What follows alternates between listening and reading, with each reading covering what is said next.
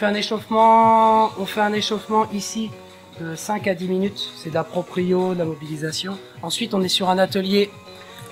Il y a 6 ateliers, pardon. Donc un circuit, 1, 2, 3, 4, 5, 6. On fait 3 tours. Vous mettez par 3 sur chaque atelier. Alors, la séance est décomposée en 2 parties. Une première partie en salle, une deuxième partie me concernant sur le terrain. Une première partie en salle avec pour objectif de travailler en force, travail de force, en sachant que on est resté très général, pas du tout individualisé. Donc l'idée c'était de bien chauffer, bien recruter toutes les parties des groupes musculaires, forcément membres inf. Donc on a fait un petit circuit training. Voilà, pour nous les joueurs, c'est bien de faire des séances comme ça nous permet de nous préparer correctement. Et puis il y a le premier match qui arrive vendredi, donc c'est assez intéressant de faire de la muscu en salle et après de toucher le ballon. Ouais, ce matin c'était assez difficile, on a commencé en salle, tout ça, muscu, le haut, le bas, après on a fait de la vivacité, des appuis avec Fabien. Ouais, le rythme était très élevé, ça c'est vrai, mais bon c'est bien, on est là pour ça.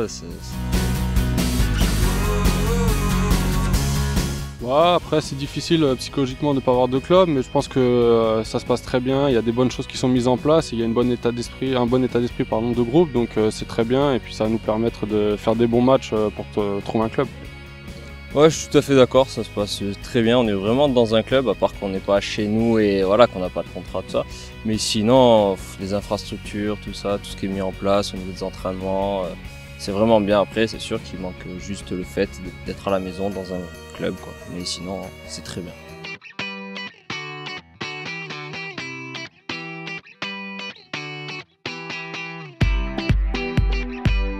Et ensuite, deuxième partie, où nous sommes allés sur le terrain pour réinvestir la force sur le terrain, sur des choses beaucoup plus qualitatives. Parce que là, on est sur la deuxième partie de la préparation, courte, mais préparation quand même. Donc du coup, avec des sprints, des accélérations, des freinages, quelques petits sauts. Donc des choses qui concernent les joueurs de foot pour toute la partie de haute intensité. Complètement, et c'est la chance de fonctionner avec un staff qui sait échanger, qui sait utiliser un langage commun avec des réunions avant, après séance, avec des questionnements sur les échéances, avec des joueurs qui arrivent. Donc moi, forcément, faire un petit constat sur chaque joueur, avoir la chance d'aller à Clairefontaine au départ pour déjà faire un bilan sur le plan musculaire, un bilan sur le plan physio. Ça, c'est des choses qui sont malgré tout importantes.